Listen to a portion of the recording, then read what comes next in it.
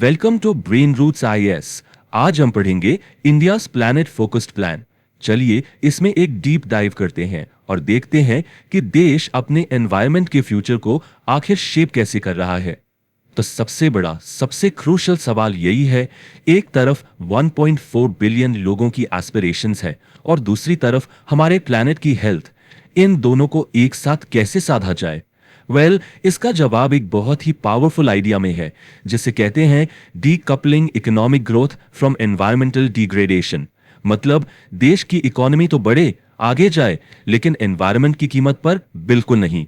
ये एक बहुत ही मुश्किल बैलेंस है और आज हम इसी की पूरी स्ट्रैटेजी को आसान शब्दों में समझेंगे। तो पहला बड़ा स्ट्रेटेजिक शिफ्ट आता कहां से है? ये किसी बड़ी बड़ी फैक्ट्री या जॉइंट प्रोजेक्ट से नहीं आ रहा। इसकी शुरुआत होती है हमारे घरों से, हमारी डेली लाइफ से और उन सिस्टम से जिन्हें हम रोजमर्रा इस्तेमाल करते हैं। देखिए, स्वच्छ भारत मिशन में एक बहुत बड़ा एवोल्यूशन हुआ है। हम ओपन डेफिकेशन फ्री यानी ओडीएफ से ओडीएफ प्लस की तरफ एक क्लियर शिफ्ट देख रहे हैं। इसका मतलब क्या है? इसका मतलब यह है कि अब फोकस सिर्फ टॉयलेट्स बनाने पर नहीं है, बल्कि वेस्ट के पूरे लाइफ साइकिल को मैनेज करने पर है। मतलब सॉलिड और लिक्विड वेस्ट का होता क्या है, उसे प्रोसेस कैसे किया जाता है। अब इस नंबर पर गौर कीजिए, 97.2% स्कूल्स में जेंडर सेग्रीगेटेड टॉयलेट्स। तो इस एक नंबर का जेंडर इक्वालिटी यानी सस्टेनेबल डेवलपमेंट गोल 5 से क्या लेना देना है? एक्चुअली सब कुछ। सोचिए, जब लड़कियों के पास सेफ और प्राइवेट टॉयलेट्स होते हैं तो उनके स्कूल में बने रहने की, पढ़ाई पूरी करने की संभावना बहुत ज्यादा बढ़ जाती है। तो ये एक सिंपल सा दिखने वाला चेंज है, लेकिन इसके सोशल इंपैक्ट्स बहुत बड़े हैं।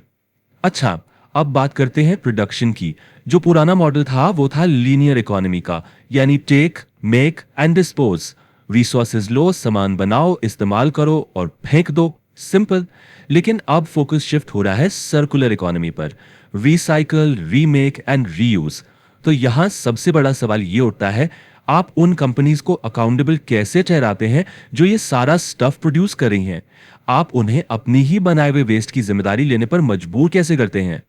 और यहां एंट्री होती है एक्सटेंडेड प्रोड्यूसर रिस्पॉन्सिबिलिटी या ईपीआर की। ये एक गेम चेंजिंग पॉलिसी है जो सीधे सीधे कहती है, हे कंपनीज, वो प्लास्टिक की बोतल या पुराना फोन जो आपने बेचा वो अब भी आपकी प्रॉब्लम है।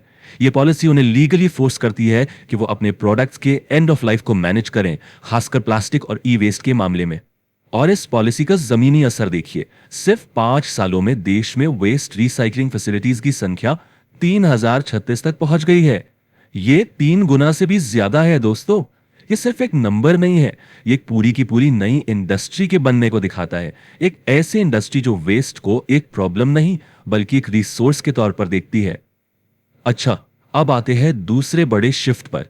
ये इस बारे में है कि हम नेचर की सबसे डिस्ट्रक्टिव फोर्सेस का सामना कैसे करते हैं। अब फोकस बदल रहा है। हम डिजास्टर के बाद मलबा साफ करने का इंतजार करने के बजाय अब ये सुनिश्चित करने की तरफ बढ़ रहे हैं कि वो मलबा पहली जगह पर बने ही ना। इसको समझने के लिए एक एनालॉजी सोचिए। हम एक फायर फाइटर होने से एक फायर इंस्पेक्टर होने की तरफ जा रहे हैं। मतलब आग लगने के बाद उसे बुझाने पर फोकस करने की बजाय हम आग को पहली जगह पर लगने से रोकने पर फोकस कर रहे हैं। बस यही है रिएक्टिव रिलीफ से प्रोएक्टिव रिस्क रिडक्शन का शिफ्ट, जो सेंडाई फ्रेमवर्क से गाइडेड है। तो ये प्रोएक्टिव अप्रोच आखिर काम कैसे करता है? कॉमन अलर्टिंग प्रोटोकॉल यानी कैप जैसी टेक्नोलॉजी को देखिए। मान लीजिए कोई साइक्लोन या फ्लड आने वाला है, तो ये टेक्नोलॉजी जियो फेंसिंग का इस्तेमाल करके उस खतरे के रास्ते में आने वाले लोगों को सीधे उनके फोन पर एक टारगेटेड एसएमएस भेजती है। ये आपके फोन पर एक डिजिटल लाइफ गार्ड की तरह है, जो आपको पहले ही बता देता है कि कब शेल्टर लेना है। लेकिन ये सिर्फ टेक्नोलॉजी के बारे में नहीं है। आपदा मित्र जैसी इनिशिएटिव्स के साथ हम पड़ोसियों को, आम नागरिकों को फर्स्ट रिस्पॉन्डर्स में बदल रहे हैं। हम लोकल कम्युनिटीज को वो टूल्स और ट्रेनिंग दे रहे हैं जिससे वो खुद अपनी रक्षा कर सकें। इसी को कहते हैं कम्युनिटी लेवल रेजिलियंस। और अब आते हैं तीसरे और शायद सबसे प्रोफाउंड, सबसे गहरे स्ट्रेटेजिक शिफ्ट पर। हम नेचर को एक बैंक अकाउंट की तरह देखना बंद कर रहे हैं, जिससे हम सिर्फ पैसे निकालते हैं, और अब उसे एक बिजनेस पार्टनर की तरह देखना शुरू कर रहे हैं। एक ऐसा पार्टनर जो न सिर्फ हमारी रक्षा कर सकता है बल्कि हमें प्रॉस्पर भी बना सकता है। इस चार्ट को देखिए जो रामसर साइज के डेजिग्नेशन में उछाल दिखाता है। ये वेटलैंड्स ये सिर्फ दलदल जमीन नहीं है, ये नेचर के किडनीज हैं जो हमारे पानी को फिल्टर करते हैं, और ये नेचर के फ्लड बैरियर्स हैं जो भारी बारिश के पानी को सोख लेते हैं। मिष्टी इनिशिएटिव इस बात का बेहतरीन एग्जाम्पल है कि ये पार्टनरशिप असल में कैसी दिखती है। मैंग्रोव्स तूफानों के खिलाफ एक लिविंग वॉल की तरह काम करते हैं और साथ ही लोकल कम्युनिटीज को इको टूरिज्म और हनी कलेक्शन जैसे सस्टेनेबल इनकम सोर्सेज भी देते हैं। तो ये एनवायरनमेंट और इकोनॉमी दोनों के लिए एक विन विन सिचुएशन है। और फिर आता है ब्लू कार्बन। इसे आप नेचर का छुपा हुआ सुपर हीरो कह सकते हैं।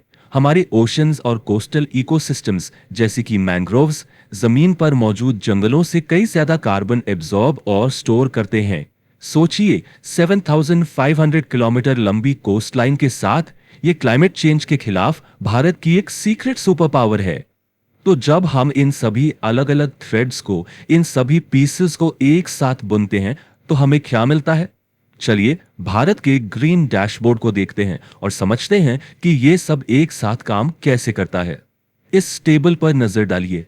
ये कुछ अलग थलग आइसोलेटेड एक्शंस का कलेक्शन नहीं है। ये एक इंटीग्रेटेड स्ट्रेटजी है जहां हर हिस्सा दूसरे को मजबूत करता है। सैनिटेशन फीमेल एजुकेशन से जुड़ा है, वेस्ट मैनेजमेंट रिसोर्स इफिशिएंसी से जुड़ा है, डिजास्टर प्रिपेयर्डनेस इंफ्रास्ट्रक्चर को बचाने से जुड़ा है। ये एक हेल्दियर प्लैनेट और एक स्ट्रॉन्गर इकोनॉमी बनाने का एक होलिस्टिक, एक कॉम्प्रिहेंसिव अप्रोच है। और आखिर में ये सब कुछ आकर टिकता है बैलेंस पर। ये 1.4 बिलियन लोगों की एस्पिरेशंस को हमारे प्लैनेट की बाउंड्रीज के साथ बैलेंस करने के बारे में है। ये कोई आसान काम नहीं है, बिल्कुल नहीं, लेकिन ये हमारे समय की सबसे जरूरी, सबसे इंपॉर्टेंट चैलेंजेस में से एक है। If you found this lecture helpful, like, share and subscribe to the channel.